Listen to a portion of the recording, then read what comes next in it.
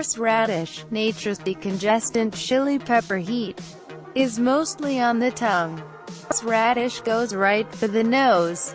A member of the brassica family, along with broccoli, cabbage, and mustard, horseradish is a radish to the extreme. A small bite can be an intense experience, but even smelling the aggressive vapors of the freshly grated root causes eyes to water and noses to run. The pungent punch of horseradish comes from allyl-isothiocyanate, which is released when the root is cut. This chemical can even shake a deep sleep. In 2008, Japanese researchers developed a fire alarm triggered by smell for deaf people or those hard of hearing.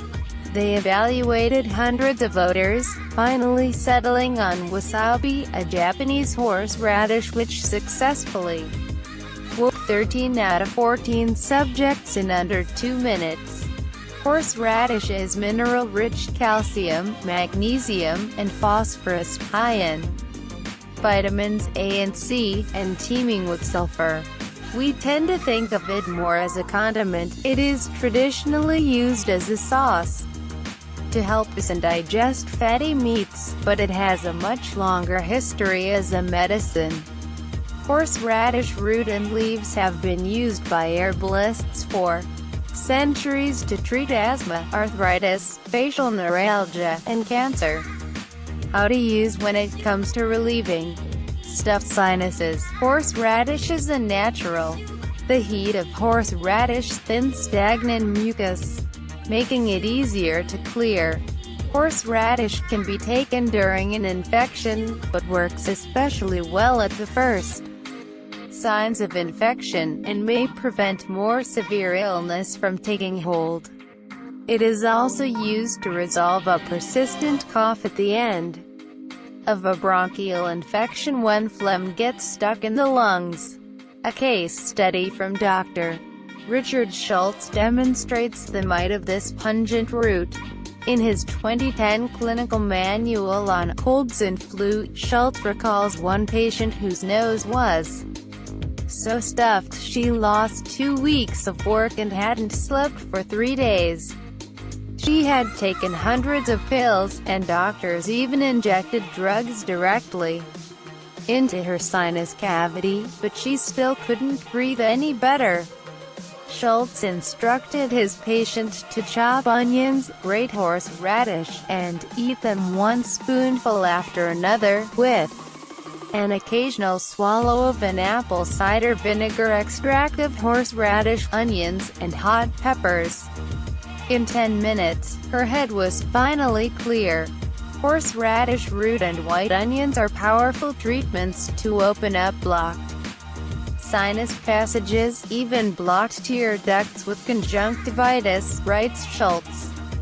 A less aggressive regimen is recommended by Germany's Advisory Panel on Herbs Commission, which approves horseradish to remove mucus from the respiratory tract. Their therapeutic guide advises 1/2 to 1 teaspoon of freshly grated root 3 times per day. They caution that higher amounts may cause stomach irritation or vomiting. Compared to chili peppers, horseradish heat dissipates relatively quickly. After an initial burst of nasal fire, there is soon relief. Because these volatile compounds are so short-lived, use the freshly grated root to get the full medicinal effect. Prepared horseradish is significantly less powerful, but can still be helpful in a pinch. If you hate the taste, horseradish can also be used externally.